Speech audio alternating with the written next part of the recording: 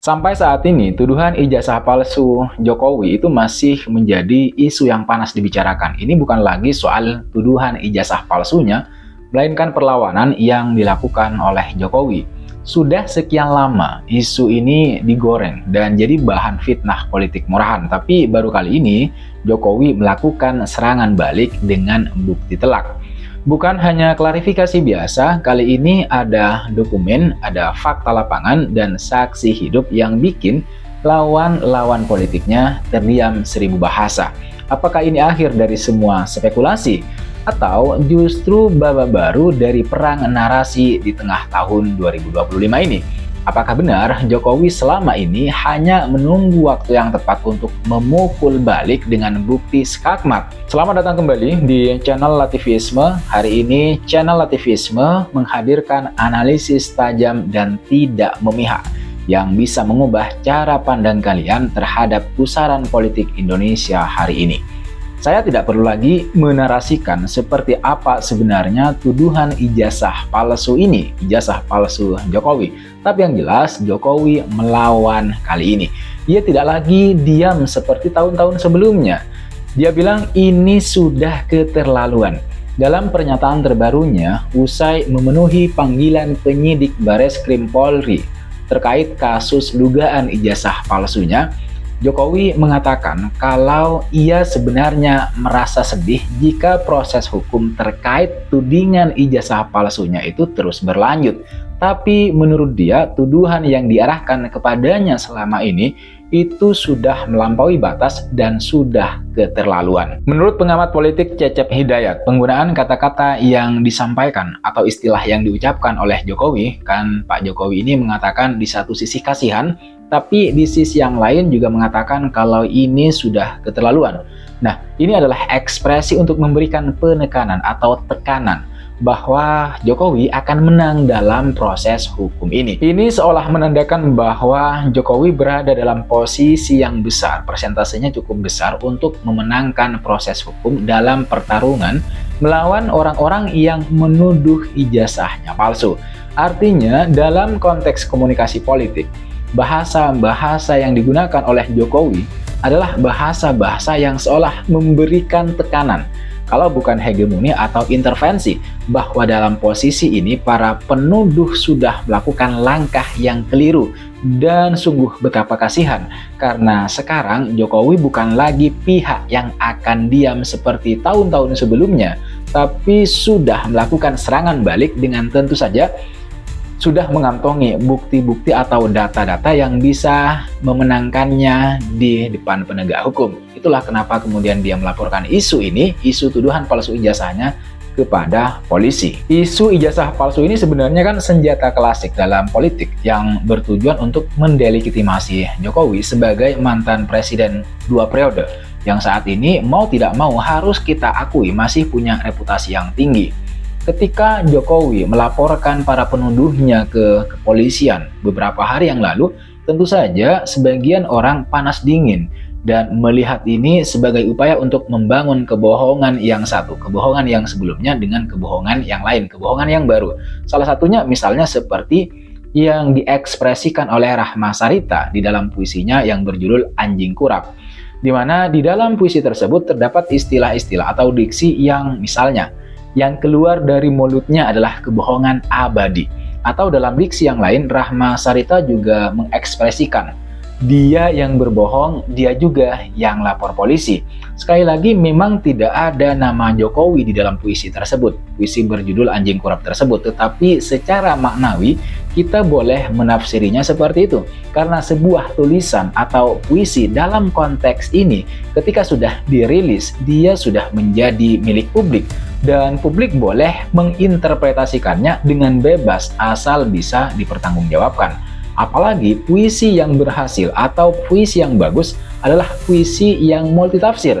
Tetapi meskipun Rahma Sarita sudah membacakan sendiri puisinya dengan gaya yang dramatis menurut saya, ya Jokowi sudah melaporkan penuduh ijazahnya ke polisi. Dan baru-baru ini dia sudah memenuhi panggilan Bareskrim Polri untuk memberikan pernyataan atau klarifikasi resmi. Tentu, setiap langkah politik dan hukum itu selalu ada resikonya, sekecil apapun. Resiko pertama adalah proses hukum yang mungkin berlarut-larut dan menyita perhatian publik, yang bisa saja nanti dimanfaatkan oleh lawan politik atau siapapun yang punya kepentingan primordial untuk terus menggoreng isu ini. Kedua, jika karena satu dan lain hal pembuktian di pengadilan tidak berjalan semulus yang diharapkan, meskipun kemungkinannya kecil jika bukti sudah solid, ini bisa menjadi bumerang. Namun, saya melihat langkah yang diambil oleh Jokowi ini bukan gertak sambal. Jokowi tidak mungkin membawa kasus ini ke jalur hukum kalau bukti dan fakta-faktanya belum kuat. Artinya, keputusan untuk menyerang balik ini pasti sudah melalui kalkulasi yang sangat cermat. Ini bukan lagi sekedar reaktif, tapi proaktif untuk mengakhiri polemik secara definitif. Saya sangat yakin kalau Jokowi ini bakal keluar sebagai dalam tanda kutip pemenang dalam isu ini. Saya kira sekarang fakta-fakta kuat dan solid sudah ada di pihaknya. Institusi juga sudah mendukungnya.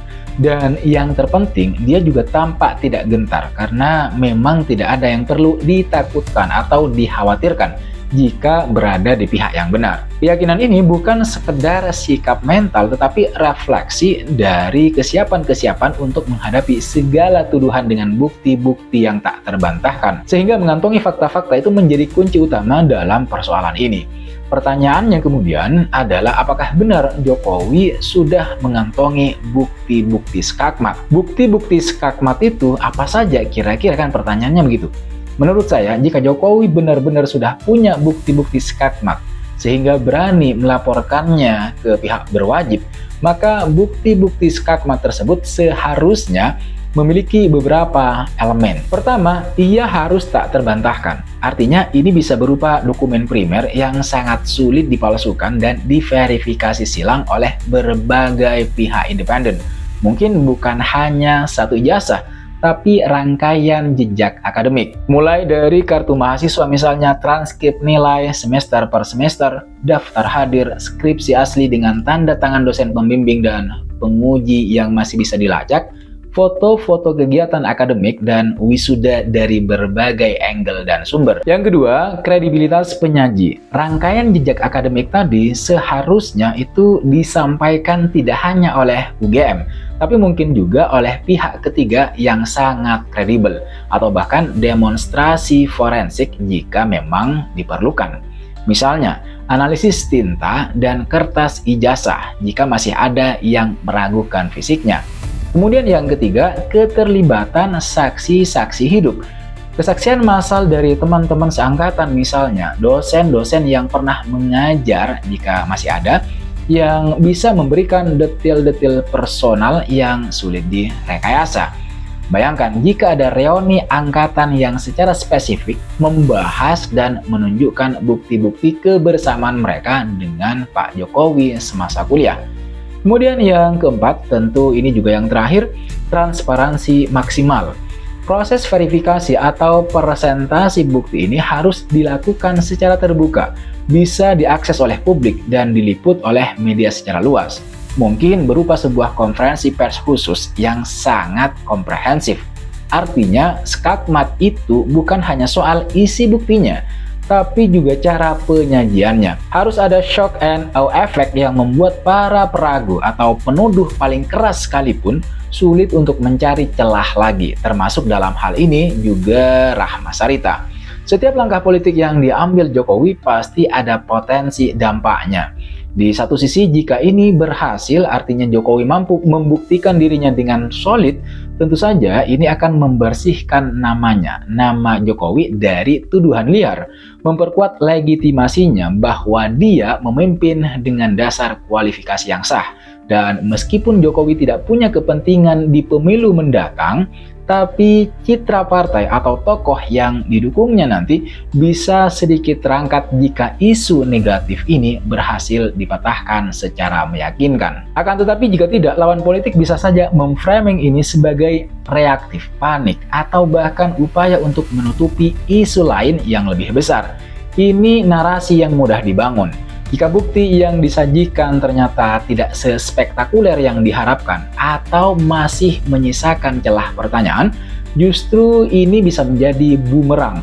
Dan yang pasti polarisasi tetap akan ada. Karena bagi kelompok yang sudah sangat-sangat tidak percaya, bukti sekuat apapun mungkin tidak akan mengubah pendirian mereka. Akan tetapi saya kira jika memang ada bukti yang sangat kuat, yang sangat solid, manfaat jangka panjang dari klarifikasi tuntas ini akan lebih besar daripada resiko jangka pendeknya. Kuncinya adalah eksekusi yang cermat dan bukti-bukti yang benar-benar kuat. Artinya, poinnya adalah langkah hukum yang diambil oleh Pak Jokowi ini bukan hanya soal pembuktian personal, tetapi juga soal menjaga marwah institusi kepresidenan dan memberikan efek jera terhadap para penyebar disinformasi. Kita tentu akan terus memantau bagaimana perkembangan isu ini. Apakah Jokowi akan benar-benar mampu membalikkan keadaan dengan berhasil membuktikan bahwa tuduhan ijazah palsunya sama sekali tidak benar atau justru sebaliknya? Terima kasih sudah menonton video ini sampai selesai. Terima kasih buat kalian yang sudah subscribe channel Latifisme dan sudah memberikan komentar atau pertanyaannya. Sampaikan pendapat kalian di kolom komentar di bawah ini. Mari berdiskusi dengan sehat dan mencerahkan. Sekali lagi, jangan lupa untuk like, share, dan subscribe channel Latifisme agar tidak ketinggalan pembahasan-pembahasan seru lainnya, analisis-analisis politik menarik yang lain tentu saja di skala nasional. Sekali lagi, jangan lupa like, comment, dan subscribe, nyalakan notifnya. I'll see you on the next video.